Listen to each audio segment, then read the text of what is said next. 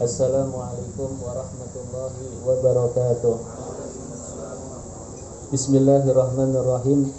Alhamdulillahirabbil alamin wassalatu wassalamu ala asyrafil anbiya'i wal mursalin sayyidina wa maulana Muhammadin wa ala alihi wa sahbihi ajma'in. Subhanaka la ilma lana illa ma 'allamtana innaka antal alimul hakim wa la haula wa la quwata illa billahil aliyyil azim. Amma ba'd. Bapak-bapak dan kawan-kawan jamaah pengajian yang dimuliakan dan dirahmati oleh Allah Subhanahu wa taala, menyambung pelajaran kita pada minggu yang lalu, qala al-muallif hafizahullahu taala wa nafa'ana bihi wa bi ulumihi fid dharain amin. Bismillahirrahmanirrahim. Ini masih membahas tentang babu khisalil fitrah, bab yang menjelaskan tentang kebersihan diri dalam pandangan Islam. Jadi di dalam ajaran agama Islam ini diajarkan bagaimana seseorang ini hidup bersih.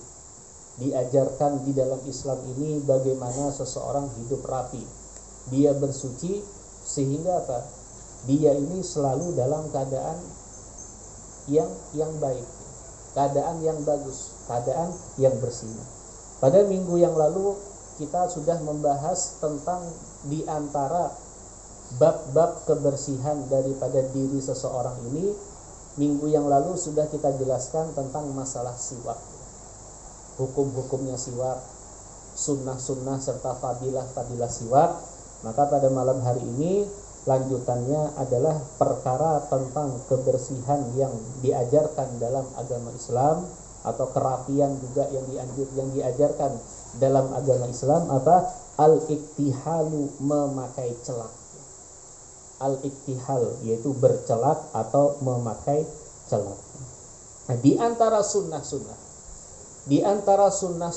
yang disunnahkan dan dianjurkan serta dicontohkan oleh Rasulullah SAW bagi kaum muslimin dan kaum muslimat untuk menjaga kebersihan diri mereka adalah dengan memakai celak mata.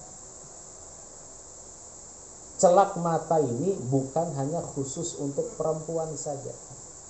Mungkin sebagian dari kita taunya celak itu untuk perempuan, padahal tidak.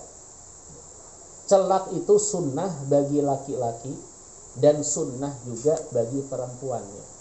Sebagaimana Nabi SAW beliau bercelak.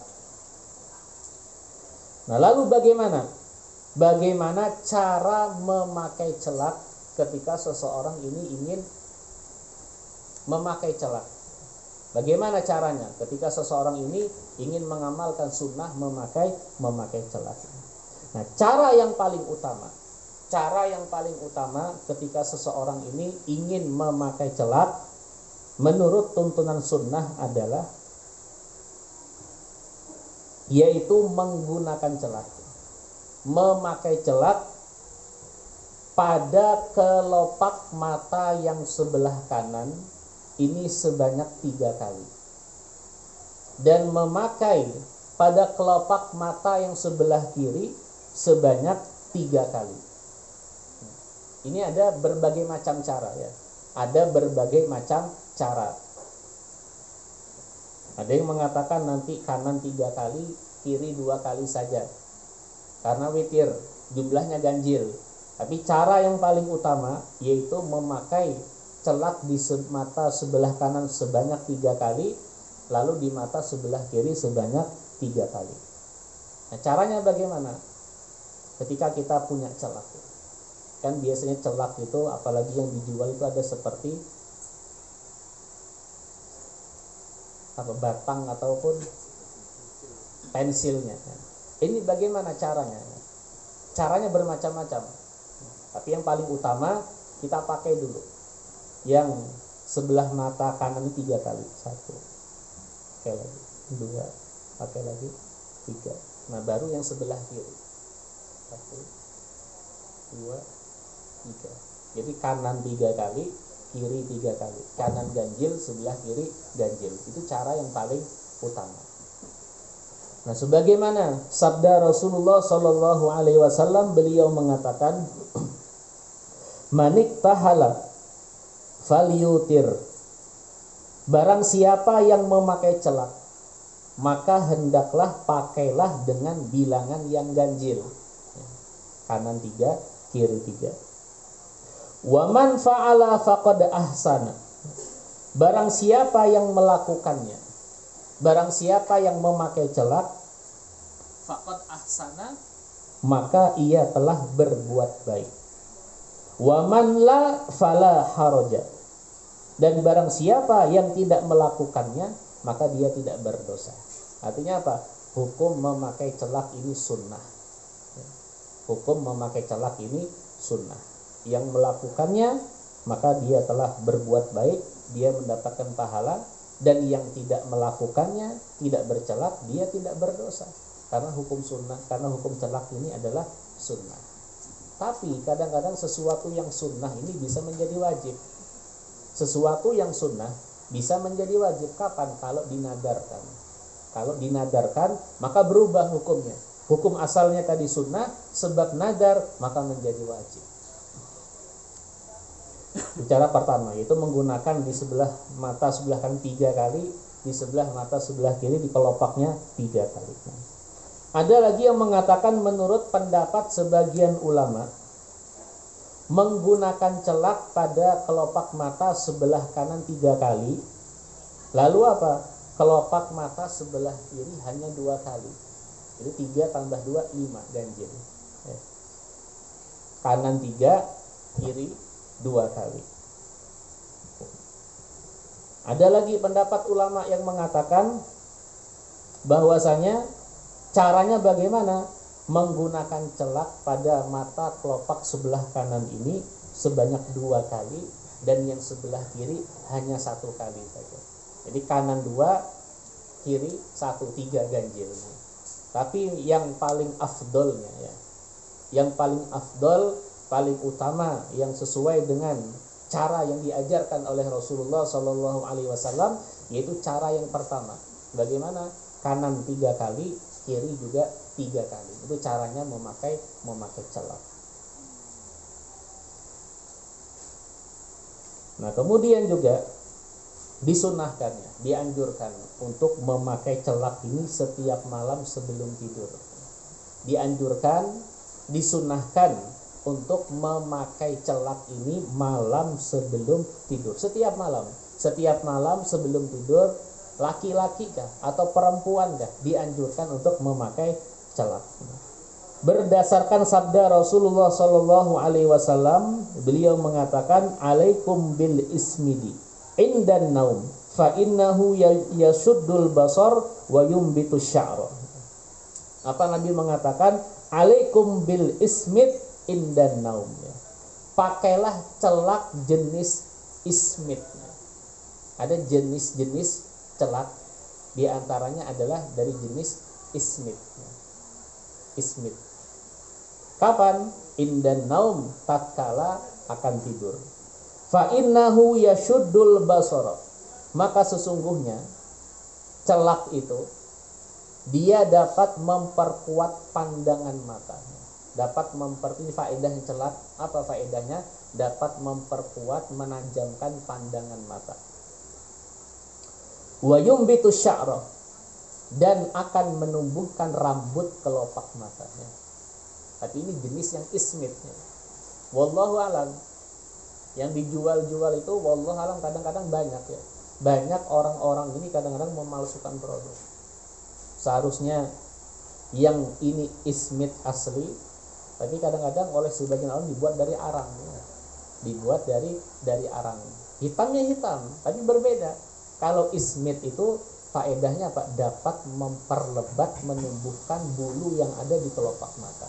Dan ini ya, jenis inilah yang digunakan oleh Rasulullah Shallallahu Alaihi Wasallam. Oke, hati-hati. Memang kita tidak tahu ya. Sekarang banyak macamnya, jenisnya macam, berbagai macam jenis-jenis celak. Ada yang pensil, ada yang serbuk, ada yang cair dan lain sebagainya. Ala kulli hal, cari yang ismid, jenis ismid.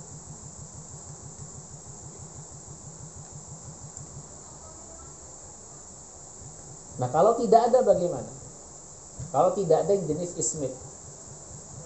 Nah, di sini dikatakan celak yang lebih bagus, lebih baik, lebih utama, kata Rasulullah, adalah jenis ismit.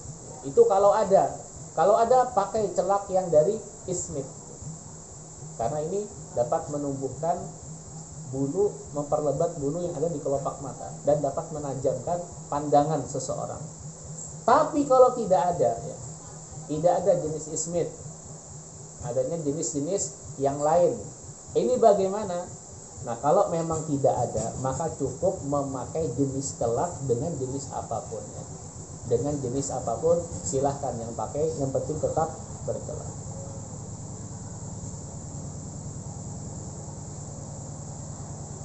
Nah, bagaimana doanya? Apa doa yang dibaca setelah kita ini memakai celak? Nah, doa yang dianjurkan untuk dibaca setelah kita memakai celak adalah Allahumma nawwir basari wa basirati waj'al sarirati khairan min alaniyati waj'al alaniyati sholihah. Ya Allah, berikanlah cahaya pada penglihatan mataku dan mata hatiku. Jadikanlah apa yang aku sembunyikan lebih baik daripada apa yang aku tampakkan, dan jadikanlah semua yang aku tampakkan atau aku perlihatkan menjadi baik atau sholihah. Ini doanya, doa yang dibaca ketika seseorang ini memakai celak.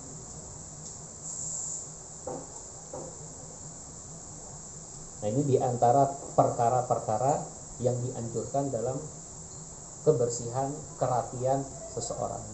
Dua sudah. Minggu lalu siwak, yang kedua al-iktihal, bercelak. Lalu yang ketiga apa? Yang termasuk daripada kebersihan, kerapian yang dianjurkan dalam agama Islam apa? Al-iddihan. Apa al-iddihan? Memakai minyak lulur pada tubuh. Al-iddihan, meminyaki tubuh, menggunakan lulur pada tubuh. Nah, ini diantara sunnah-sunnah yang dianjurkan oleh Rasulullah Sallallahu Alaihi Wasallam untuk menjaga kebersihan diri seseorang adalah dengan memakai minyak yang dilulurkan pada semua badannya. Seperti apa? Minyak zaitun ataupun minyak kelapa ataupun minyak-minyak yang lainnya. Yang paling utama zaitun. Yang paling utama adalah minyak zaitun. Makanya kalau kita melihat terutama kosmetik yang banyak digunakan oleh kaum perempuan, itu kebanyakan ada pasti di situ zaitunnya. Karena kenapa? Zaitun ini bagus untuk kulit. Bahkan ada sekarang orang jual zaitun itu dalam bentuk kapsul. Ada yang bisa diminum, macam-macam. Ada yang bisa diminum, kemudian ada yang bisa untuk dioles, digosok dan lain sebagainya. Karena sangat banyak sekali manfaat-manfaat yang terkandung dalam minyak zaitun. Nah, lalu sekarang kapan waktunya memakai minyak tersebut? Kapan seseorang ini dianjurkan untuk memakai minyak seperti minyak zaitun ataupun sejenisnya untuk dioleskan di badannya? Apakah setiap saat? Apakah setiap pagi? Apakah setiap hari? Apakah setiap malam? Ini ada waktu-waktunya, ya. Artinya apa? Jangan sampai kita ini nanti menyerupai daripada perbuatan-perbuatan atau amalan-amalan kaum perempuan. Kalau perempuan wajar setiap saat dia bebersih, setiap saat dia memperhatikan kulitnya. Ini kodratnya perempuan seperti itu. Tapi kalau kita sebagai laki-laki, ya jangan sama kita dengan perempuan. Lalu kapan dianjurkan untuk memakai minyak seperti minyak zaitun itu untuk dioleskan, diusapkan kepada tubuh kita? Nah, disebutkan di dalam kitab-kitab yata'akkadu idza jaffal jildu wa fi faslis syita'i. Kapan waktunya? Waktu memakai minyak itu adalah tatkala kulit terasa kering atau pada musim dingin. Ketika kulit terasa kering ataupun ketika pada musim dingin. Kalau kita mungkin di tempat kita di Indonesia, dinginnya tidak seberapa.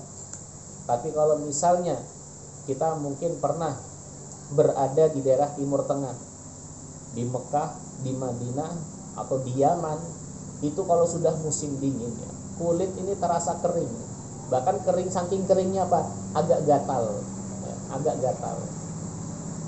Atau mungkin di daerah Batu di Malang sana ya, dingin betul, sehingga apa, yang tidak terbiasa ini kulitnya kering. Nah keringnya ini nanti agak gatal, karena apa, karena keringnya. Ini dianjurkan ambil minyak zaitun ya. Kalau ada zaitun pakai zaitun ya, kalau tidak ada sudah hand body lah, tidak masalah ya, hand body pakai sedikit ketika kulit terasa dingin, kekering. Atau kapan, fi fasli syita, di musim dingin. Kadang-kadang kalau sudah terlalu dingin kulit ini kering, bahkan kadang-kadang bibir ini bisa pecah-pecah, kasih juga minyak. Saking pecahnya apa, bisa mengeluarkan darah, perih nanti bibir ini. Makanya ketika musim dingin, orang-orang yang berangkat haji ataupun berangkat umroh ini pasti mereka sanggup minyak ya, pelembab ya. Untuk apa ya, untuk itu ya, supaya kulitnya tidak terlalu kering, untuk mengurangi daripada atau pecah-pecah dan lain sebagainya. Itu waktu-waktu yang dianjurkan untuk memakai minyak di badan seseorang. Bahkan dikatakan kalau tidak dilakukan lebih daripada 40 hari maka hukumnya makruh. Ala kulli hal, dalam 40 hari paling tidak adalah kita sedikit daripada memakai minyak ataupun hand body tersebut. Jangan tiap hari, nggak perlu tiap hari ya. Kalau laki-laki nggak usah tiap hari, bahaya nanti ya, bahaya nanti. Akhirnya yang lain-lain juga dia amalkan ya. Pakai hand body, pakai lipstick, pakai bandung, pakai ini, pakai itu, ini bahaya nanti ya. Akhirnya condong nanti dia berubah ke arah perempuan ya. Kalau perempuan wajar, perempuan tiap hari misalnya pakai hand body ya, pakai ini, karena memang kodratnya perempuan seperti itu. Tapi kalau laki-laki jangan sampai kita menjadi seperti itu. Nah, kenapa minyak zaitun ini yang dianjurkan oleh Nabi? Karena ini sunnah ya, kita mengamalkan dengan apa-apa yang telah dicontohkan dan diajarkan oleh Rasulullah SAW, yaitu seseorang ini lebih utama ketika meluluri badannya dengan jenis minyak, yaitu minyak zaitun. Tapi boleh dengan minyak jenis-jenis yang lainnya, silahkan. Tapi kalau ada zaitun maka pakailah zaitun. Berdasarkan sabda Rasulullah SAW, kuluz zaita waddahinu bizaiti fa innahu min syajaratin mubarakatin. Nabi mengatakan kuluz zaita, makanlah zaitun. Waddahinu bizaiti, dan gosoklah badan kalian dengan minyak zaitun. Fa innahu min syajaratin mubarakatin, karena sesungguhnya zaitun itu dari pohon yang penuh dengan keberkahan. Pohon zaitun ini pohon yang berkah. Pakai zaitun ya. Ada orang jual kapsul zaitun, perlu minum zaitun. Nah, hati-hati ya, jangan sampai kita mengamalkan sunnah tapi akhirnya nanti malah berubah menjadi kebiasaan-kebiasaan yang perempuan dilakukan. Kalau masalah ini memang ada dalilnya. Memakai lulur ada dalilnya, tapi itu pun bagi laki-laki dianjurkannya kapan? Ada waktu-waktunya, ada keadaan-keadaan tertentu, bukan setiap harinya. Bukan setiap hari. Tapi ada yang mengatakan kalau selama 40 hari tidak dilakukan, ini hukumnya makruh. Ingat, makruh saja, tidak haram, tidak mengarah ke dosa. Kalau kita melihat kadang-kadang sangat menyayangkan, sangat menyedihkan. Di luar sana mungkin banyak seorang laki-laki yang terlahir menjadi seorang laki-laki, tapi kadang-kadang bajunya menyerupai baju perempuannya. Gaya-gayanya menyerupai gaya perempuan. Tingkah lakunya menyerupai tingkah laku perempuan. Berbicaranya menyerupai bicara kaum perempuan. Bahkan naudzubillah min dzalik, sampai dia merubah anggota tubuhnya menyerupai seperti seorang perempuan. Artinya apa? Kita yang sudah terlahir sebagai seorang laki-laki, maka hiduplah sebagaimana laki-laki pada umumnya. Yang perempuan juga begitu, yang sudah terlahir dengan kodrat sebagai seorang perempuan, maka hiduplah sewajarnya sebagai seorang perempuan. Jangan laki-laki mau jadi perempuan atau sebaliknya perempuan mau menjadi laki-laki. Kenapa? Ini hati-hati. Hati-hati. Nanti orang-orang yang seperti ini, laki-laki yang menyerupai perempuan atau bahkan sebaliknya perempuan yang menyerupai laki-laki, ini mendapatkan laknatnya Allah Subhanahu wa taala. Dan ini sudah banyak terjadi di tengah-tengah masyarakat kita. Ada saja kadang-kadang yang kita menjumpai hal-hal yang seperti ini. Nah, disebutkan bahwasanya la'anallahul mutasyabbihina minar rijali wan nisa bin nisa wal mutasyabbihati minan nisa'i bir rijal. Allah melaknat, ya. Allah melaknat orang laki-laki yang menyerupai perempuan, dan sebaliknya Allah juga melaknat seorang perempuan yang menyerupai sebagai laki-laki. Nah, terus itu hukumnya bagaimana?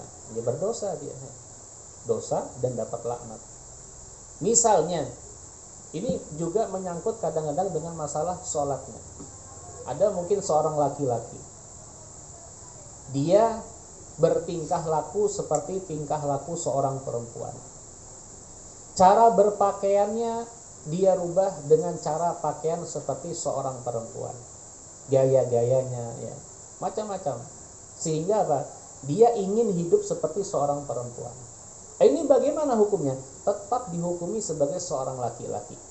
Artinya apa? Ketika waktu sholat Jumat, dia termasuk orang yang balik, katakan sudah balik, berakal, dan ini wajib tetap bagi dia berkewajiban untuk sholat Jumat. Jadi tidak ada alasannya, tidak ada alasan laki-laki yang menyerupai perempuan dia meninggalkan sholat Jumat, ini tidak boleh. Kenapa? Karena tetap dihukumi dia adalah sebagai seorang laki-laki. Tetap wajib bagi dia untuk melaksanakan sholat Jumat, tidak boleh dia tinggalkan. Nanti alasan lagi ini itu dan lain sebagainya. Dia kalau dia haid berarti dia perempuan, ya. Kalau dia haid berarti dia perempuan, nggak wajib. Perempuan tidak wajib sholat Jumat, tapi boleh. Seandainya ada perempuan sholat Jumat, gugur sholat duhurnya, tidak perlu dia sholat duhur lagi. Tapi tempat kita tidak ada, ya, tidak ada perempuan yang ikut sholat Jumat di masjid. Dulu kita pernah menemukan di daerah Jawa, ada satu perempuan memang rumahnya tinggal di sebelah masjid, Kebetulan kita musafir waktu itu, sholat Jumat di tempat tersebut, ada perempuan ikut sholat Jumat, tapi tidak gabung dengan laki-laki, terpisah. Ada sekat. Nah, mereka sholat, kata ada 2 atau 3 orang waktu itu sholat di situ. Nah, ini bagaimana hukumnya? Dia sholat Jumat, nggak sholat duhur, gugur sudah duhurnya, nggak perlu lagi dia mengulang sholat duhur, cukup sudah. Tapi kalau keadaan seperti itu, apabila masalah sholat Jumat lebih bagus, lebih afdol, ya, lebih utama kalau perempuan itu sholat di rumah saja. Lebih bagus dia sholat di rumah saja. Kenapa? Karena mayoritas jamaahnya laki-laki. Beda kalau ada perempuannya banyak, ya silahkan, tidak masalah. Jadi Allah melaknat seorang laki-laki yang menyerupai perempuan, dan Allah melaknat perempuan yang menyerupai laki-laki. Nah, lalu kemudian perkara-perkara yang dianjurkan dalam Islam tentang kebersihan, kerapian yang selanjutnya apa? Izalatu sya'ril ibti, ya, mencukur bulu ketiak, ya, menghilangkan bulu ketiak. Oh, ini perkara-perkara seperti ini diajarkan dalam agama Islam, ya. Dicontohkan oleh Rasulullah, diajarkan oleh Rasulullah. Bukan berarti seperti perkara-perkara sepele seperti ini tidak ada. Cuma berhubung kita mungkin tidak pernah belajar, atau mungkin kita tidak mengerti, atau bahkan kita tidak peduli dengan hal-hal seperti itu, sehingga kita tidak tahu. Padahal ada, dijelaskan, diterangkan, ya, dalam agama Islam dijelaskan, diajarkan, di kitab-kitab disebutkan perkara-perkara kerapian ataupun kebersihannya. Jadi di antara sunnah-sunnah juga yang dianjurkan oleh Rasulullah SAW untuk menjaga kebersihan diri adalah mencukur bulu ketiak. Nah, bagaimana caranya mencukur bulu ketiak tersebut? Oh, ini juga ada cara-caranya, ada sunnah-sunnahnya. Tidak asal main cukur begitu saja. Ya, tidak asal main cabut begitu saja. Laki-laki ada caranya, perempuan pun ada caranya, tidak sama. Berbeda caranya perempuan dan caranya laki-laki, sunnah menurut sunnah ini berbeda. Disebutkan bahwasanya yusannu lirrajul an-natfu walil mar'ati al-haqqu al-halqu. Yusannu lirrajul an-natfu walil mar'ati al-halqu. Cara yang paling utama, cara yang sunnah dalam mencukur bulu ketiak, bagi laki-laki caranya bagaimana? Sunnahnya dicabut. Sunnahnya dicabut. Bagi siapa? Bagi laki-laki. Tapi, ada tapinya, itu kalau dia mampu menahan rasa sakit. Sakitnya seperti, coba masing-masing aja ya. Coba masing-masing. Baru tahu, oh rasanya seperti ini ya. Jadi bagi laki-laki, untuk perkara membersihkan bulu ketiak ini, sunnahnya dicabut. Itu kalau dia mampu menahan rasa sakit. Kalau mampu, cabut. Tapi kalau tidak mampu bagaimana? Ya sudah, dicukur saja pakai pisau cukur. Kalau tidak mampu. Itu bagi laki. Nah, adapun bagi perempuan, ya, bagi perempuan tidak sunnah dicabut. Lalu bagaimana? Walil mar'ati al-halqu. Bagi perempuan ini lebih utama, yaitu dengan cara mencukur. Lagi kan kurang pantas juga. Perempuan cantik-cantik cabutin bulu ketiak. Hilang cantiknya. Ya, hilang cantiknya. Apalagi misalnya mencabutnya di depan orang laki-laki.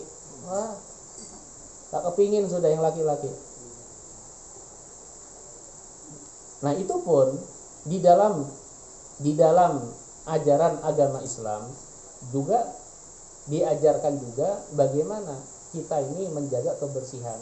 Nah, ketika seseorang ini mencabut, laki-laki misalnya mampu menahan rasa sakitnya, dia mencabut bulu ketiak. Itu pun jangan di sembarang tempat. Jangan di sembarang tempat.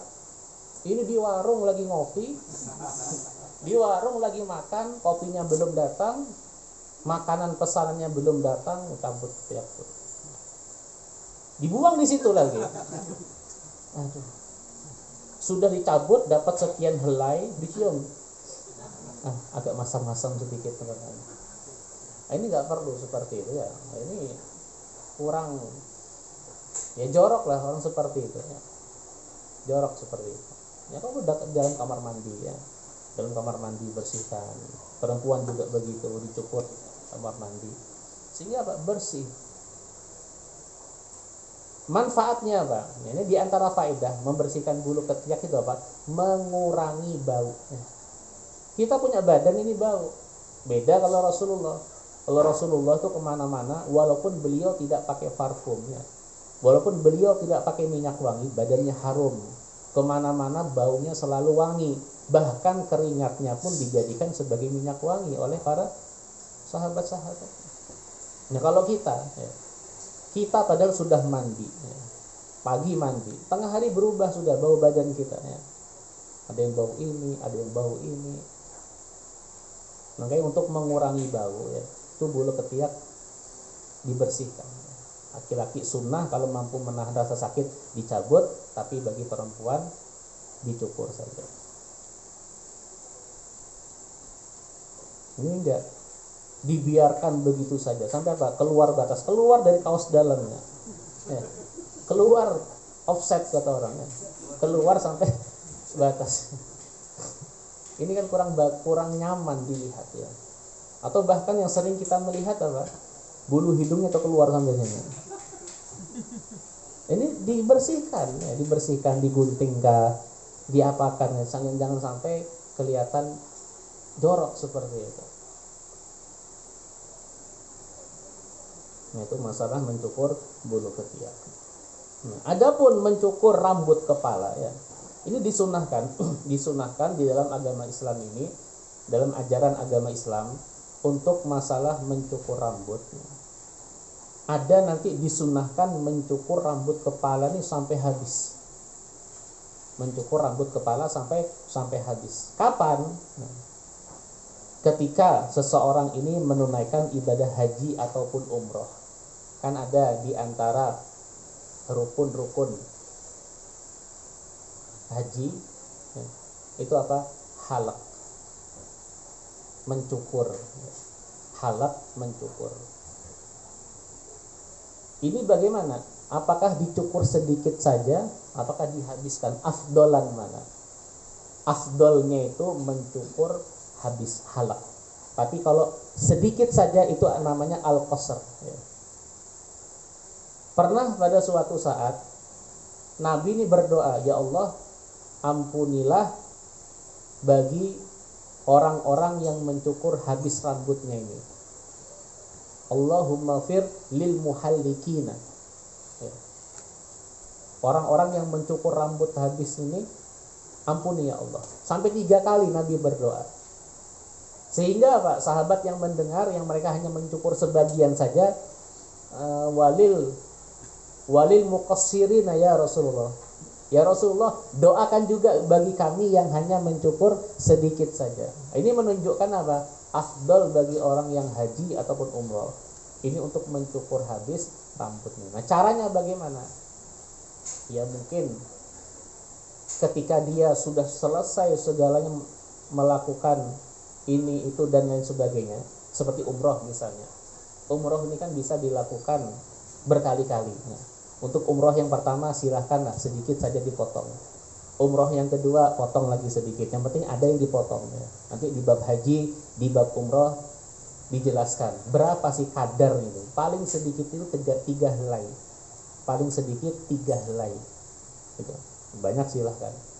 Nah, nanti sudah selesai terlahir semuanya. Nah, ketika dia sudah selesai mau pulang, katakan besok atau lusanya mau pulang, ini habiskan saja.